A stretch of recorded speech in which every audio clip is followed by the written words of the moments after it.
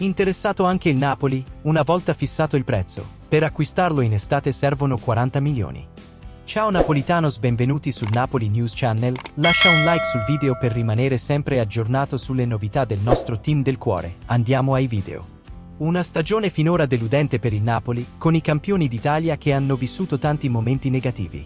Tutto è iniziato con la scelta, rivelatasi sbagliata, di affidare la panchina a Rudy Garcia, sostituito da Walter Mazzarri che, però, finora ha reso anche peggio del suo predecessore. La squadra attualmente occupa il 9° posto nella classifica di Serie A e al momento appare piuttosto complicata anche la corsa alla qualificazione alla prossima Champions League. Dopo la partenza di Kim, per la quale il Napoli ha guadagnato 42 milioni di euro netti, Nathan è stato acquistato dalla Red Bull Bragantino per circa 10 milioni di euro. Il brasiliano però ha comunque dimostrato di essere troppo giovane per restare a certi livelli e di aver bisogno di tempo per adattarsi.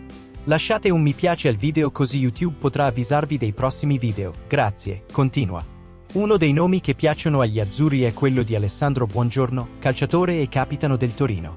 Il Milan a gennaio aveva sferrato un grandissimo attacco al difensore granata, ma alla fine l'affare è saltato. È logico pensare che i rossoneri potrebbero riprovarci a giugno, anche se a Milano potrebbero incontrare una grande concorrenza, vista la presenza di Tomori e Kalulu.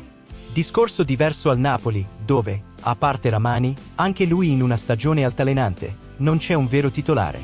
In estate il giocatore granata sarà sicuramente tra i difensori più richiesti, visto l'altissimo livello delle sue prestazioni. Secondo tuttomercatoweb.com il Torino ascolterà proposte in vista di un possibile trasferimento, offerte che dovrebbero valere almeno 40 milioni di euro. Secondo voi Napolitanos questo giocatore è bene nel Napoli? Secondo mio è un buon giocatore della nostra difesa. Ora voglio conoscere la tua opinione qui nei commenti. Lascia un like e iscriviti al canale. Forza Napoli!